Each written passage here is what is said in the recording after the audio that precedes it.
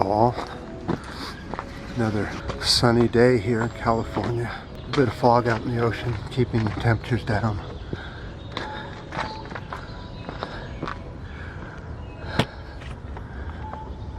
Look at all this poison oak. Terrible stuff. Look at that. If you were to touch that red stuff right there, ooh, you would suffer something fierce for weeks. You'd have to get shots and put medicine on. And then it would finally dry up and go away. Something you don't want to mess with here in California is poison oak. Mean stuff. That's not what I'm here to talk about. So what I thought we would talk about today was there's several articles now bringing up the Gulf Stream and how it's slowing, but they're sort of trying to hype it a little bit too much. Yeah, the Gulf Stream is slowing. That's the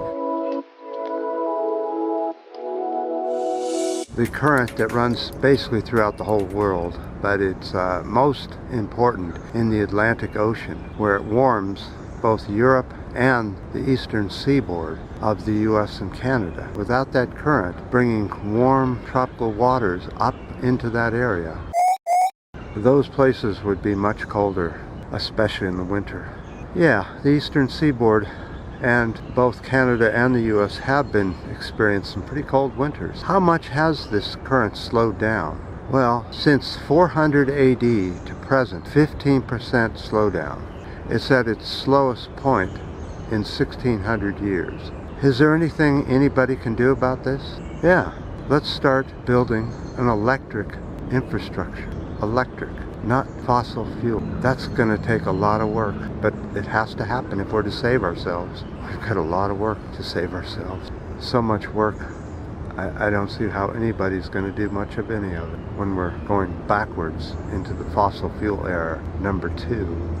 Even with high sulfur coal, high sulfur tar sands, and high sulfur fracking oils, we're still pumping and we're still heating up. Right now, the latest, we're at the peak now of the CO2 count. This is when it gets to the highest, April and May. Latest highest count, 413 parts per million. Dangerous. Last time we saw this reading, the planet Earth was completely tropical from pole to pole. How fast do they say this current's going to continue to slow down? They say it'll take centuries to slow down another 15%. They say that if it was to slow down that much, there's going to be catastrophic consequences of that. But as I said, it's centuries away, which means it's probably 100 years or more away. Maybe even 50 years away. I won't be here then.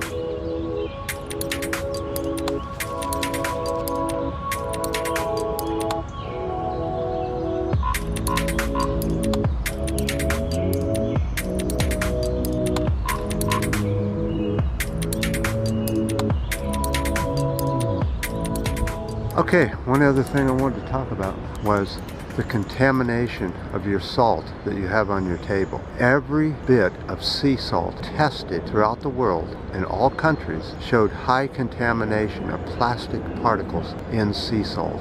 There's no way to get it out of the sea salt. So, my recommendation, change over to a land-based salt, such as the pink salt. And I'm not talking about where the whole salt is pink and is used in preserving and stuff. I'm talking about regular kind of rock salt, coarse pink salt that you get from different places throughout the world.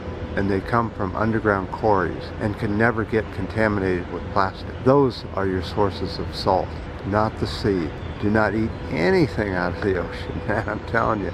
They're dumping all the radiation that was in those tanks in Fukushima is now going to be dumped into the ocean, or is at present being dumped into the ocean. Why would you even think of eating anything that came out of the ocean?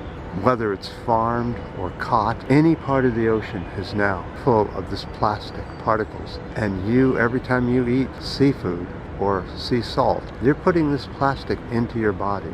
This plastic drinks up all the contaminants that humans have been putting into the ocean for the last 1,000 years. And it's saturating this plastic with these chemicals, which then you digest and you slowly poison yourself. Probably more than likely you'll get cancer. That's what usually is happening. Do you really want cancer? There's not much you can do about cancer still. Best thing we can do invent infrastructure that has nothing to do with fossil fuel. Good luck with that.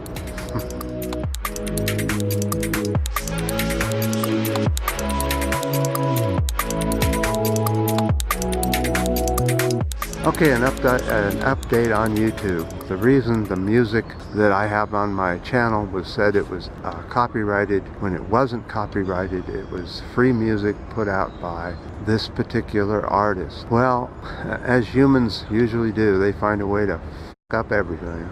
Oops, excuse me. And there are now pirated idiots going around taking this free music and claiming it as their own, and actually taking the actual artist to court with copyright violation. And YouTube is taking the side, not of the creator, no, of the scammer. That's what's been going on. And that's why so many sites have just gotten so sick of it, they're just quitting. I'm still hanging in there, only because it's a good message to put out there. The old YouTube is gone, it's never coming back. It sure be nice if the creators could buy it from Google for a reasonable price. $10, $20 a person, and they legally own part of YouTube. That's the way to do it. No more ads, no more garbage, no more people telling us what we can and can't put on our platform.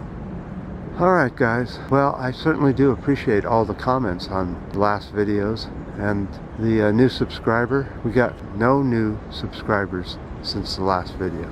So, until next time.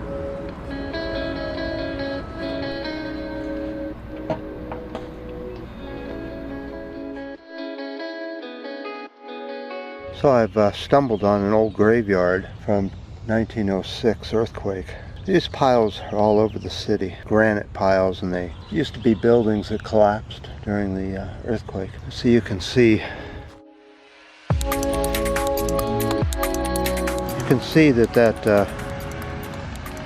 the shape right there is a parapet. So this stone here was up on top of the building. Probably had quite a fall to the ground.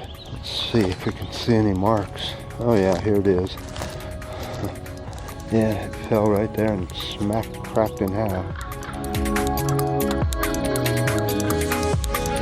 There's another one over here, let's look at. Looks like they just found this and took all the stuff off of it. You see all this paint here, it's from 1906. You can see where another part of the building, so this was probably another part of the outside wall. If you know where to look, it's amazing what you can find in a city, especially when you've lived in it for a while and you know just about everything.